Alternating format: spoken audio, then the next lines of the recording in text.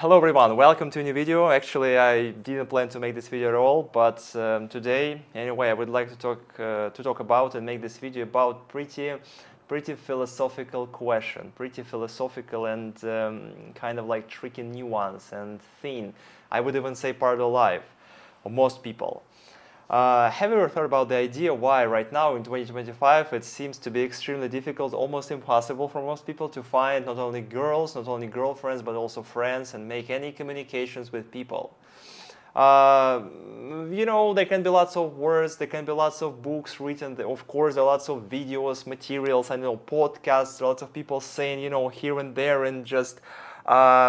And of course, I have watched some of them because it's something that I have been thinking about. It's not something that I have lots of problems. Of course, I have friends, I have a girlfriend, but I see lots of people, in lots of places, struggling with this.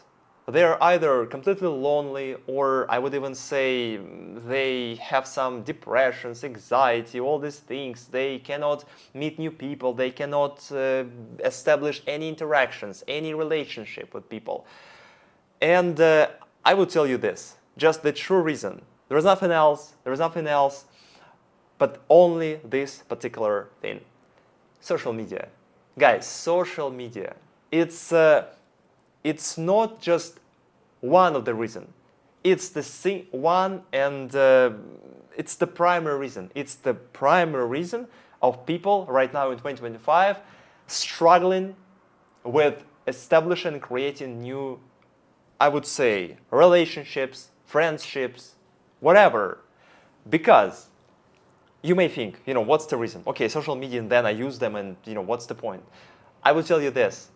Because right now, actually, with having this device, not only can you compare yourself to other people, but you can replace any other person. You can replace, some of your friends.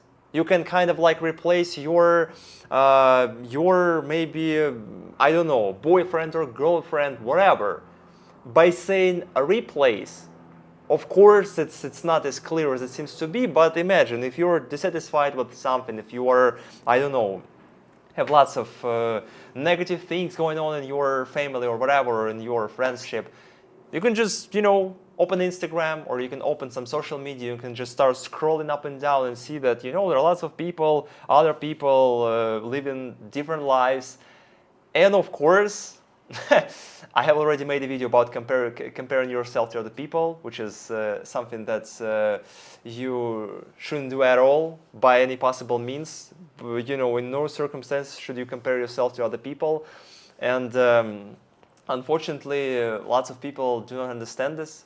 They continue doing this. And it's the primary reason. It's the primary reason for this.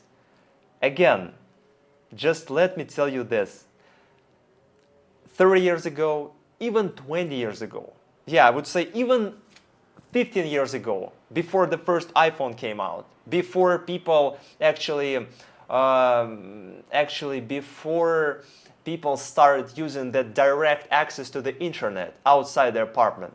Because it's a new concept. It's been a new concept, actually. Before, I would say 2007, or even, I would say 2010 or something, people didn't used to have a direct access to the internet outside their apartment. Once they left their home, they were without internet. Of course, there were Wi-Fi, there were some places, of course, laptops with Wi-Fi in cafes, but in general, people were not supposed to to interact with each other, to communicate via their phones while being some different places here and there. No. And at that point, when you live this kind of life, your circle of your friendship and circle of your, I would say, peers, your mates, your group mates, classmates, all these people are relatively small, is relatively small. Whereas if you see people all over the world, across the whole planet, in this case, of course, your brain starts I would even say social media starts distorting or misshaping your brain and your perception. it's a pretty tricky, as I said, a philosophical question, but you know, after watching lots of pretty smart and pretty, I would even say, genius people, the tendency which we are leading to and which we're heading to is pretty negative. And I don't see how it can be better because, yeah, usually using something that allows you an access or giving you access to seeing all over people all over the world is not something that will be pretty beneficial or helpful for your mental health. That's how it works, you know, guys. I would say, because in this video, you know, apart from kind of like getting something off my chest, I also want to give you some value, you know, something that you maybe will be able to use.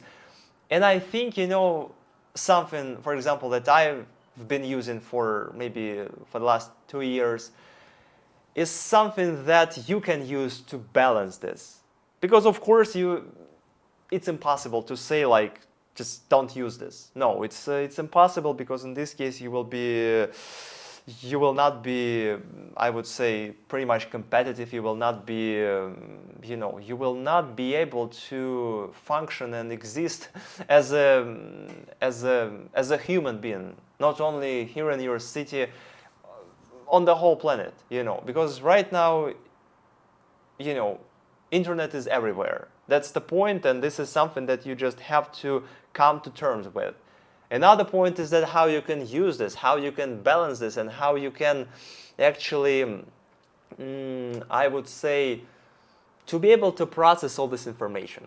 Yeah, and I guess the best recipe would be to create some kind of routine around the usage of the social media. For example, if you do have social media, if you have Instagram or something, just try as much as you can. I would even say as much as possible, not to use this for the sake of comparing yourself to other people and for the sake of seeking out some kind of replacement for the people you have for people you've created, you have already created some relationships or some friendships or any connections.